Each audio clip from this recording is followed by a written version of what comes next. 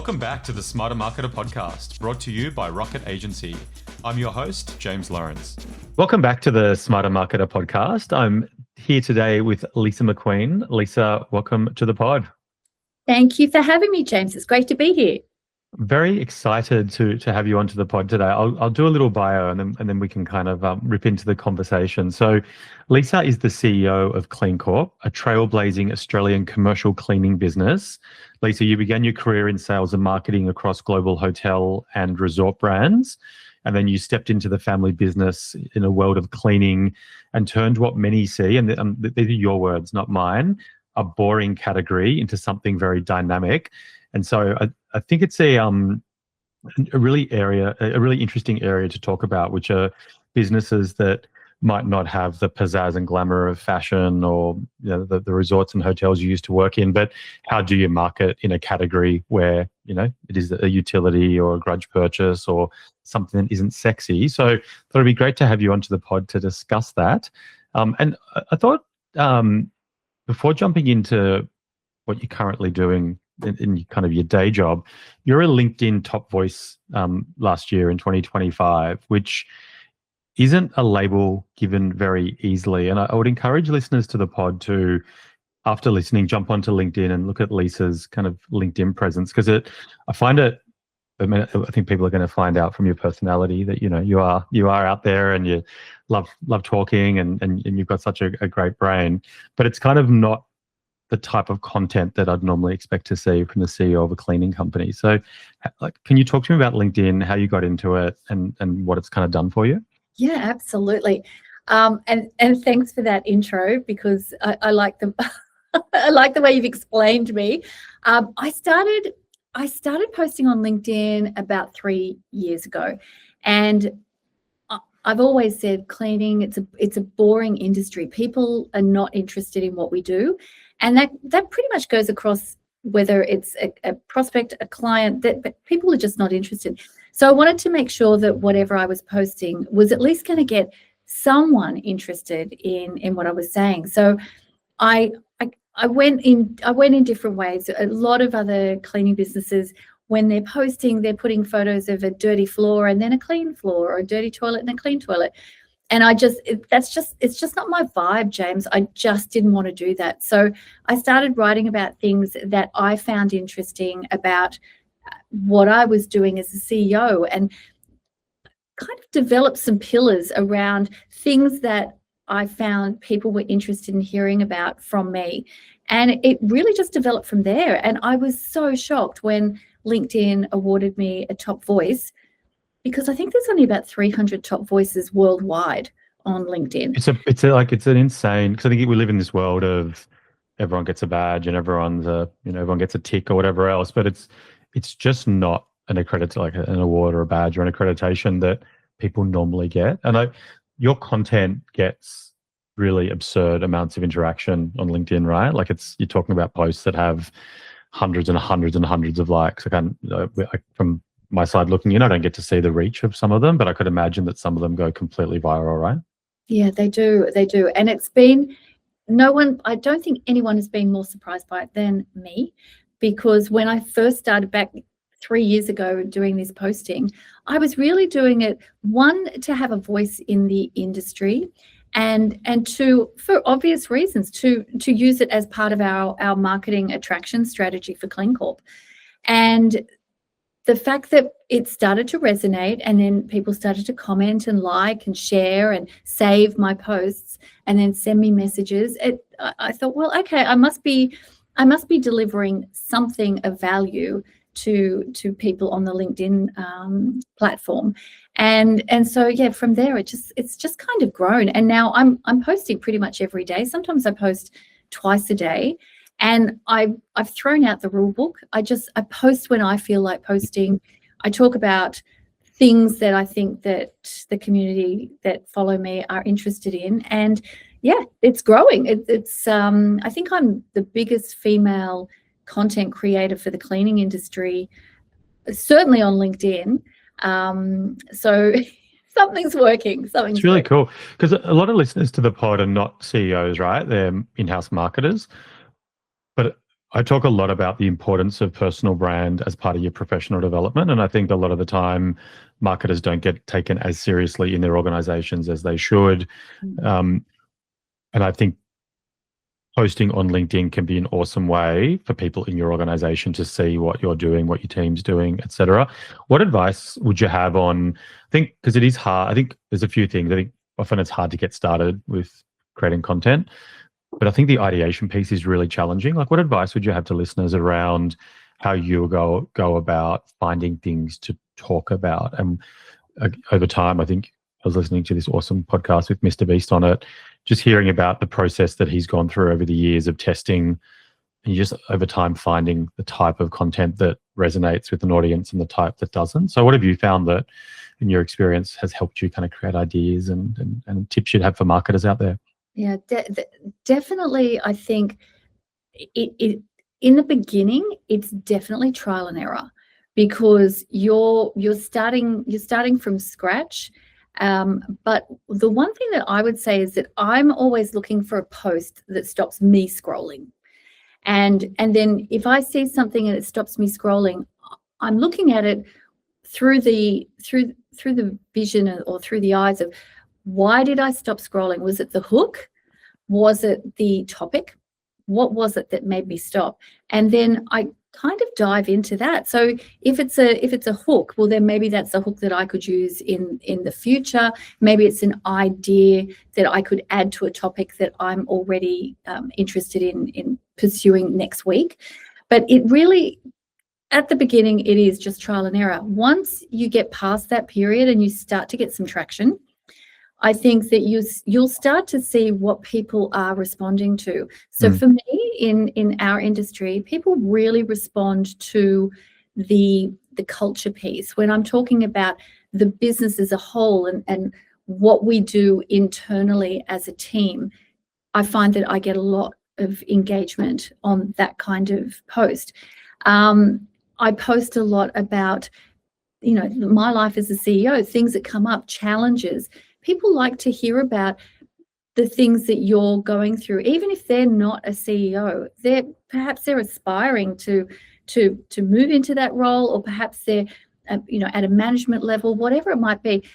There is definitely room for, LinkedIn is quite aspirational. It's not quite as aspirational as Insta, but still quite aspirational in the professional world. So I think you're looking at it through that lens and looking at it through, okay, they wrote about this thing and it really connected with me. How can I make that work for my community? And I've just taken it from there.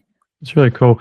We I think we've observed over the years that in a B2C context, organic reach is really hard to get in social media. And I think TikTok is a slight exception to that more recently.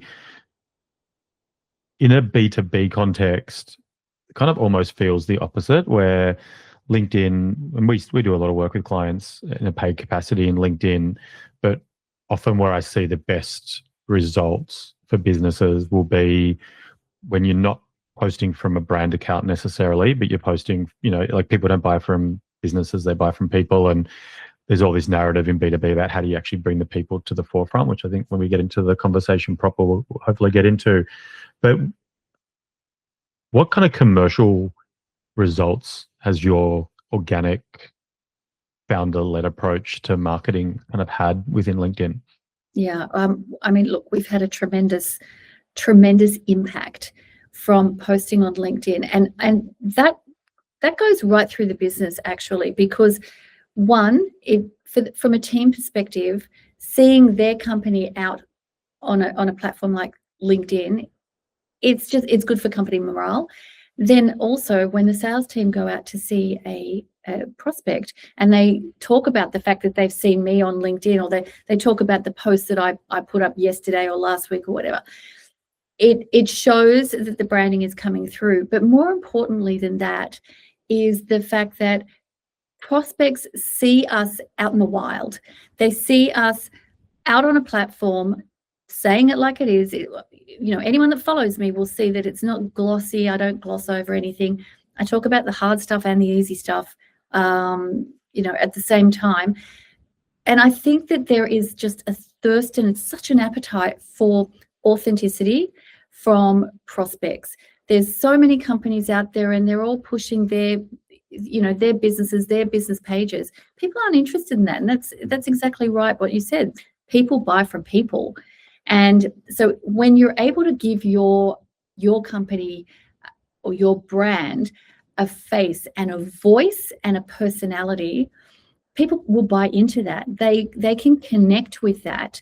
And so when the time comes for us, a customer or a prospect, they need a new cleaning service, they feel connected, they feel like they know us. And I think that's one of the biggest factors and the biggest success stories for us in being on LinkedIn, is that we've been able to sort of leapfrog over some of those early, if I can call them, trust issues, because I've built a relationship with potential prospects because I've been posting and because they've been reading what I've been posting. They feel like they know me, and therefore they feel like they know the brand, and they know what we stand for as a brand. So it's had an incredible effect on the business, actually. It's really cool. I want to get into it later in the conversation, because for me, for listeners, putting aside the whole concept of marketing in a boring industry or not, I think you guys do pretty much as good a job as anyone I've seen of bringing the people to the forefront in all of your marketing activities. And I think particularly in B2B, but also in B2C, it's so important, and authenticity and trust, and particularly as we're moving into this kind of AI world. So I think I want to get into it a little bit deeper in the conversation. But I think just to start with, I suspect it's a long way from marketing, glamorous resorts and hotels. And I like this conversation because you were a marketer once. You still are, but like in your official capacity. So can you just kind of talk about how you got into Clean Corp, how you got into the business, and I imagine pretty different to flying around the world, staying in 5-star hotels. Absolutely. My husband Hamish, he started Clean Corp, and he ran the business entirely by himself for the first 13 years. And during that period, he did every job description in the organization Hamish was in charge of. And he did a great job. He grew the business to just over $700,000 annual recurring revenue, and not a bad effort. But he got to a point where the business plateaued or stalled, and he couldn't grow it any further than that. And he said to me, look, with your sales and marketing experience, I think that's the missing piece that Clean Corp doesn't have. So if you leave your glamorous job working for the hotel and come and work in Clean Corp, I really think that this business can take off. So I laugh about it, because at the time he had to do a lot of convincing, James, because I did not want to be moving into the cleaning space. I was very happy in my role, but I did realize that this probably would be a good idea. And so I joined, and pretty quickly, once we implemented the marketing piece into Clean Corp, which is that's my strength. Once we did that, we started to see the uplift really quickly. So within 2.4 years, we went from that 700,000 turnover to 2.4 mil in turnover. And for a cleaning business, and at that time, really, it was just the two of us and our cleaning operatives. That was a really good swing for us. And so from there, we've just built on it and built on it. But marketing has always been the heart and soul of what we do in terms of our attraction strategy, because every cleaning business out there, with very, very few exceptions, they all look the same. If you take out their name and put in somebody else's name, most clients wouldn't know the difference. So I was very focused from a really, right from the get-go, to make sure that we were as different as possible, so that we looked, felt, and were really different to what the traditional cleaning businesses in the commercial space were like. Can you talk a bit, because I think you're quite modest. I think you're just talk about the scale of the business now, because it's we're not talking about a husband-wife cleaning No, business anymore. It's a. no, I no, no. don't want to use the Yeah, word we're proper because well beyond that. We're obviously multi-8-figure business, and we have a very large team. We're coast to coast in Australia. We do regional, rural, remote, as well as metro areas. And I saw a map not too long ago of all of the area of, where we'd mapped out where all of our sites were. And even I was shocked at the length and breadth of Australia and New Zealand that we provide cleaning services to. So we've really grown. I mean, we're 31 years old now. And so we've, from those early days with Hamish running everything, and then the early days with me coming in, we have continued to evolve and innovate every step of the way. And I think it really shows. And I know that our prospects feel that, because we hear back, when we're going through a tender process or a quoting process, we're getting that sort of feedback from them, saying you feel different, you speak differently, you say different things, you look different. And I think all of those things, people are searching for. They don't want everything to be conforming. They want things, certainly as a buyer, they want things that are going to reach out and grab them. And you mentioned that we're a bit of a grudge purchase, and that's right, that's true. So if we can make a grudge purchase into something that feels better, then I think we've really succeeded with our marketing. It's kind of an interesting, it's because marketing does exactly what you're describing. It does, right? But I think in it's so obvious in so many verticals, like what role marketing plays. But I think I think the more commoditized you get, then the more challenge and also opportunity, right? If you can really get it right, kind of. Absolutely. But I think if you cleaning, utilities, insurance, and you look at all the like NRMA, the help companies, like how do you own these territories that are kind of different from the rest, right? That's right. And the thing that we are very conscious of here is that we know that 70% of the buyer's journey, if you want to call that, happens before they even put their hand up to tell us they're interested in cleaning services. So it's up to marketing to do the heavy lifting. That first 70%, that there is no buyer's journey that, certainly in my industry, we can't take them through a funnel. The funnel these days is what the buyer wants it to be, which is they'll go onto Reddit, they'll go onto websites, they'll go onto AI, they'll ask people for referrals. So we have to make sure everything that we do is hyper dialed in, because at that 70%, that we don't have any control over, that we can't lead them anywhere. So we've got to make sure that what we're putting out into the world is going to essentially lead them to to us, and to then that point of them filling out a form on the website or sending us an email, putting up their hand, making a phone call to us and letting us know they're interested, and then we'll take them the other 30% of the way. But the marketing has to do the heavy lifting for that first 70%. I had I'm just trying to bring up the data as we're chatting here, but I had Stuart Jaffrey on the pod recently, and we're talking about the APAC B2B buyer journey report from 2025, and I really like it because what you're saying is, I'm a marketer, I own a marketing agency, like I know it, I believe it, it's true, but often there's too much gut feeling marketing and not enough kind of data behind a lot of the decision making and the research. And the report, the stats are quite incredible. Like it is, I think in that report, it was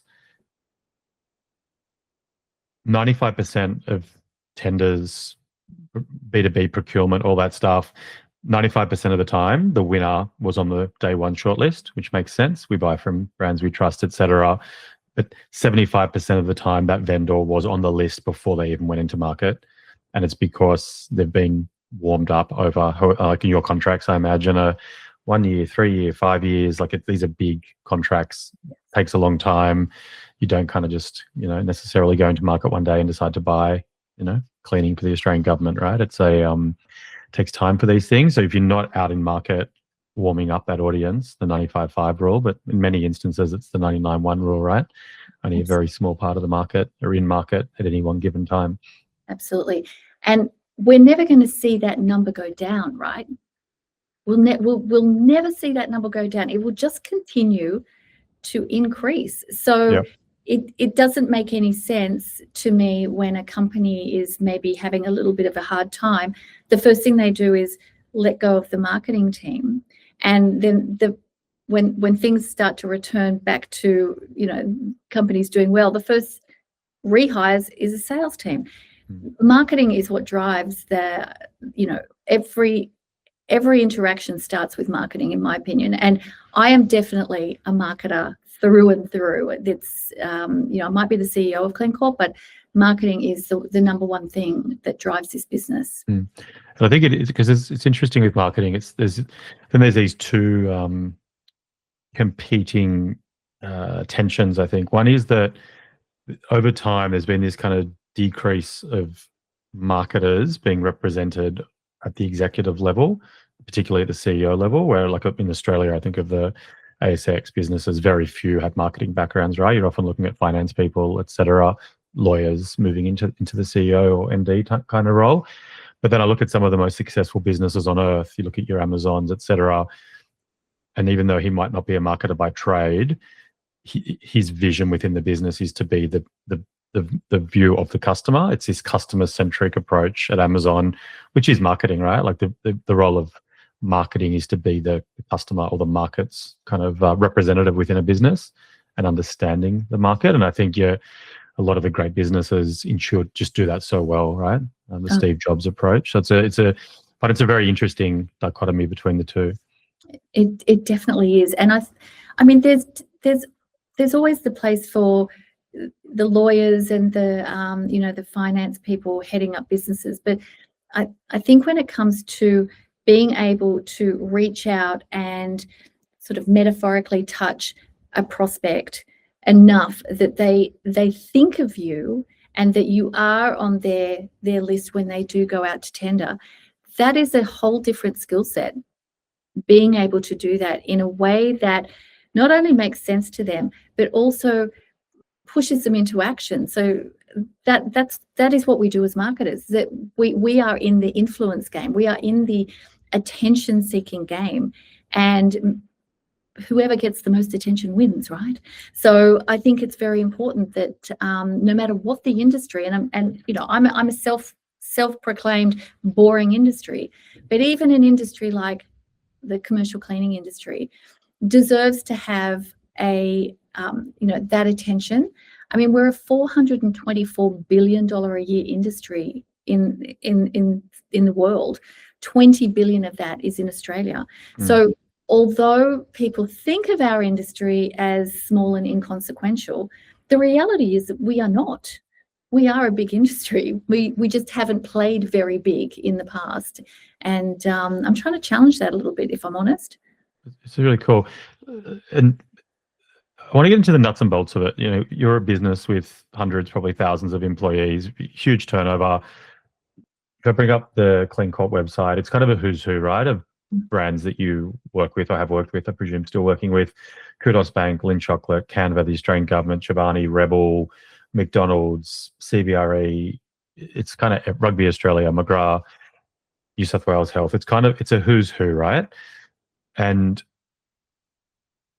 for listeners, I think if Lisa can market cleaning in the way that you have, anyone listening can market their product effectively as well. And if you're in a business where it is this, it's kind of intangible, right? It's not that different to professional services, what we do as a business at Rocket. It's, do you want to show the clean floor to the dirty floor? Do we want to show an analytics graph kind of going up to the right? Law firms, accounting firms, like we're in the people business as well. And it's how do you kind of create that separation? And I really would encourage listeners to look at the Clean Corp website. You do such a good job of bringing people through. You do such a good job of social proof.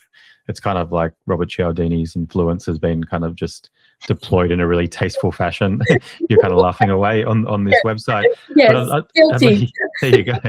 I had him on the pod not long ago, and I was kind of having that. I was laughing with him off camera about it, about the what he's done what he's done to websites around the world. But I'd be I think if you could just talk to like how you've gone about tangibly building brand credibility, awards, certifications, just positioning yourself to show some separation from the hundreds of other cleaning companies that ostensibly are doing the same thing, right? Well, look, you say that they're ostensibly doing the same thing, but the reality is actually quite different, because a lot of our industry operates not with modern marketing techniques or modern marketing ideas. And so what we've done, and this is something that can be done in pretty much any industry, is look at what everyone else is doing and then do something different. And that's exactly what I did when I joined Clean Corp. I looked at everyone, and I'm going to own up to this, James. When I first joined, I didn't even know what I didn't know. So I looked at all those other cleaning companies, and then I did exactly what they were doing, which was just, even now I like hearing myself say it, but that is what I did. And I think our growth, even though we had great growth right at the beginning when I joined, we would have doubled that growth if I had not done that. But I learned pretty quickly that looking at all of those, like making ourselves look like everybody else, meant that we were just another line item on a tender sheet, and it wasn't making us stand out. So I moved away from that and made that conscious decision that what I wanted to be was, I wanted all of the cleaning industry to be over here, and then I wanted Clean Corp to be over here, or as far away as possible. And that's what we did. So if they zigged, we zagged. It was as basic as that. And we've continued to do that. So things like posting on social media, I'm only starting to now see some cleaning companies do it. A lot of them are still doing it using their company page. Putting videos up on Instagram and showing your personality as a business. Again, not many companies in the cleaning industry do that, because everybody's so scared about being professional. What they don't realize is that people buy more than that. So really every step of the way. The other thing that we've done bigger than pretty much everybody else is really push into tech. And we did that right from the get-go when I started with Clean Corp. And, way back then it was pretty basic. But nowadays, I mean, we're building our own agentic bots. We're really into AI here. We're figuring out how we can run Clean Corp using a lot of AI in the background to support our team, so that our team can be supporting our customers much more with a face-to-face and human interaction. So things like that, I think, have just helped us make our offering and who we are as a business and who we are as people much more attractive, because it's real people, real things that we're doing and delivering it in a modern way. Can you talk about the people, because you just mentioned it there?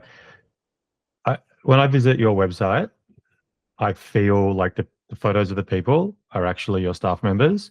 Yeah. There's an awesome video of one of your team members, who I think might be someone from the marketing team, literally in Martin Place, stopping office workers at lunch, kind of saying, "Hey, do you know the name of your cleaner?" And then, some of them are like, "Yeah, I actually do." And we talk all the time, or others are going, "I feel really bad, I don't." There's this very genuine feeling about the people, which comes through. Can you talk about what efforts you've done to make that true, and what impact that has had both internally and externally? Yeah. So from our perspective, and certainly from the very early days, I noticed that the cleaning industry had a bit of a bad reputation for how it interacted with its own. And so I just always wanted to have a business where I would want to work in that business, not just be the owner of it, not just be the boss, but have a business that I'd be proud to work in. And so early days, we husband and wife team, so it was very easy for us to do that.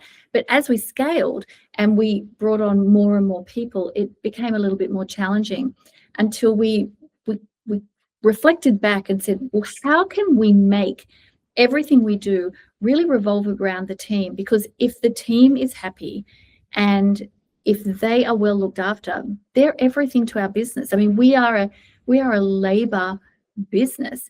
So it became very important to us to find opportunities where we could make our team feel good about what they were doing for our clients and for CleanCorp. And so we started this process of sending out customer cards. This was sort of the first start in it, the first part of it. There's been a lot of things, but the first part was sending out cards to every new client that signed up with us. And on that card, we would have a photo of our cleaning operative, but it wouldn't be a photo of them wearing the CleanCorp uniform. It would be them in their regular life doing something that was important to them, maybe with their kids or their car or whatever it might be. And then 3 things about them that they were okay with us sharing. And so we started to do this, and we designed the card so that it looked like something that you'd stick up on a notice board. And people started putting them on notice boards. So our cleaning teams, whereas in the past, nobody would say hi if you were in the office. People's eyes would be down because nobody would know you. They wouldn't really want to interact with you. And then all of a sudden, by having this program implemented, it meant that our customers knew the names of their cleaner. They could have a little chat. They could say hello. They could get to know each other. And it had a tremendous impact on the business. One, our retention rate went through the roof because all of a sudden the customer and the cleaner, they knew each other. And the other thing was our cleaning operatives felt really valued because people were finally saying hello. And I've worked as a cleaner many, many times in our business over the years. And it feels a bit off when people don't acknowledge you. So we really fixed it from that perspective. And then lots of get-togethers. We do a lot of acknowledgement, and we talk about our internal and our external clients. So internal clients are the team. So it's really important for us to be making sure that we are just as professional and respectful and helpful to our internal customers as we are to our external customers. And I think that's made an enormous amount of difference. We hired great people who actually care. Yeah. I would recommend if you're in a people business, and I don't think it has to be cleaning. I think if you're in the law or in accounting, and most of us are in people businesses in one way or another, I would encourage you to check out the website. Like, I look at the About Us page of your website, and it's got daggy photos of you guys back in the day, right? Like that's because that's what it was back in '95 or whatever. But it feels real. And then the copywriting itself, I don't know if it's yourself or your team, but the copywriting, you can tell that it hasn't been run through AI, right? It's very genuine copy. It's very, it has a flow to it, has a genuineness about it. And it kind of is almost the perfect website in terms of balancing what you do, but also who's behind it, and proactively deals with a lot of the objections that would exist in your industry. I think it's a great kind of consolidation of all the kind of attributes that most people businesses should have. Yeah, and that's exact. And thank you for saying that. That's exactly what we were going for. So that again, the personality of our personality, the personality of the brand would shine through. Looking at the photos, reading the copy in every way, so that there was a congruency between what you'd see about us online, and then go to our website, what you see on our website, and everywhere in between. So we've been very, very aligned with making sure that we're consistent, and that's something that certainly our industry is often accused of not being very consistent. So it's become another thing that we use to show people that, even if it's just subconsciously, to show them that this is an organization who they follow through and they do what they say they're going to do. For marketers listening, I think it's you've done a really good job of the kind of long-term marketing versus short-term marketing in B2B, and then like it's the whether it's the 95/5 rule or 99/1, depending.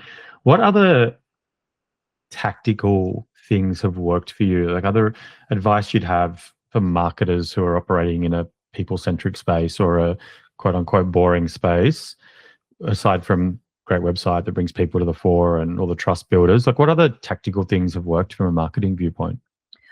I think using marketing not only as something that we do online, but also using it as something that happens behind the scenes. So making sure that we're using marketing to attract great talent into the business. And we do that via LinkedIn, for example. When I'm talking culture, people connect with that. And then I get a DM saying, I'd love to work for Clean Corp. I'd love to be considered for this role. It's worked really well for us that way tactically. It's also worked for us where we've used our CRM system to really make sure that we've got the whole journey of how someone is experiencing us. We've mapped it out, and then we put ourselves through it as well at different times to make sure that, is this still right? Are we still doing that, or have we moved on from that? I think going back and checking and retesting all the time is something that's always been very important to me. Making sure that we don't have a set and forget kind of mindset, because I think a lot of businesses can do that. That they say, yes, we've got our email marketing all dialed in, but they never touch it again for 5 years. Nobody ever looks at it, and they have no idea what it says. So we're making sure that every step of the way we're doing that, and we're also upskilling all the time. I've just started working with a new business coach, a brand new business coach today, actually. So making sure that I'm still sharpening my sword every opportunity I get, and learning so that I can keep delivering great results for the business, but also great interactions for prospects and potential future hires moving forward. What without going into how you're performing, as a CEO, what are the core metrics that you look at as a sign that marketing's doing well or it's kind of falling behind? It's definitely how many leads are we getting? That's the obvious metric. What's it costing us to get them? And then what are we not getting? What's coming through that's not coming our way, and why? We dial into that as much as we can. And then what are we losing? I mean, it's one thing to win business at one end of the funnel, but if we're losing it at the other, what are we doing, and why did that happen? What was the reason behind that?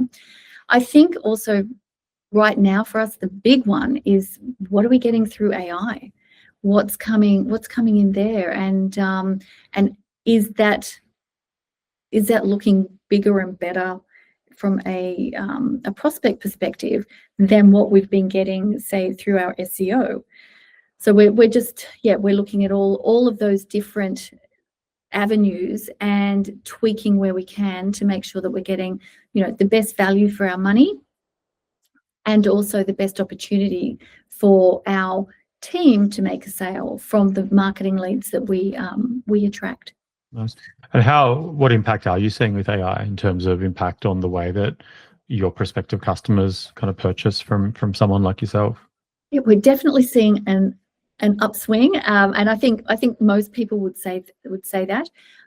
We have had a very concerted effort ever since, I think it was January 2023. We really went all in, because even back then, OpenAI launched ChatGPT, November 2022.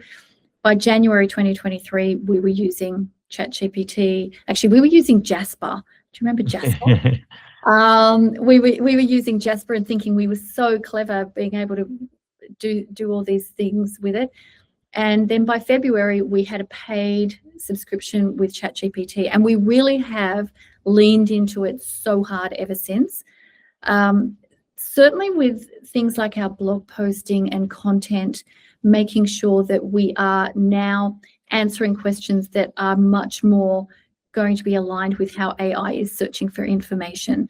So we've really pushed into that in, you know, our FAQs, our blog posts, our socials as well, trying to just consolidate everything so that we are making it, we're essentially making ourselves the best choice for when AI is serving up a suggestion.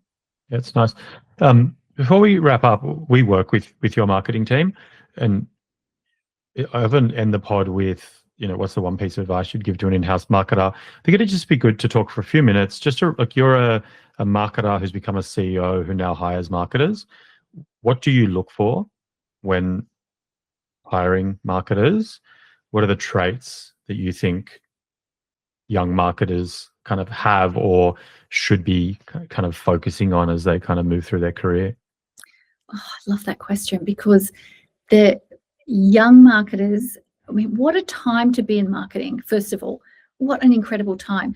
For me, what I'm looking for is someone who can look at something and turn it into an opportunity for people to come along for the ride with us.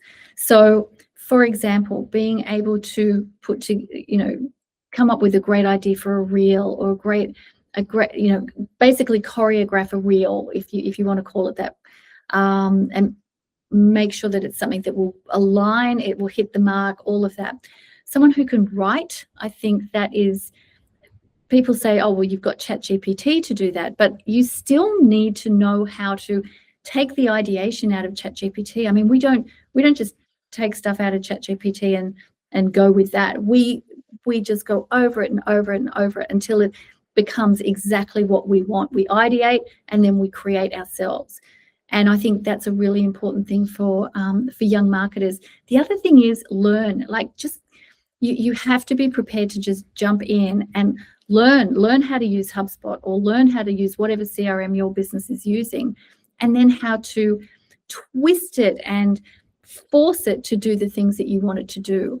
And having that inquiring mind, like Lani, she's our digital marketing manager, and she was the one that was in Martin Place interviewing people, doing the Vox Pops. It was her idea to do that, by the way. So being able to say, look, this is uncomfortable for me to stand in Martin Place and interview people who don't want to be interviewed, but hey, I'm going to do it anyway, and I'm going to film myself doing it. I think being able to go outside the box and make it work is hugely attractive for employers, for young marketers. Yeah, 100%. I think the curiosity piece is so important, and the faster the world changes and technology advances. I mean, we've kind of ridden this wave of digital marketing, right? And most people in digital marketing didn't go to university and study digital marketing. They've come into it through a whole bunch of different ways, and feels that the speed of change is only going to get greater, right?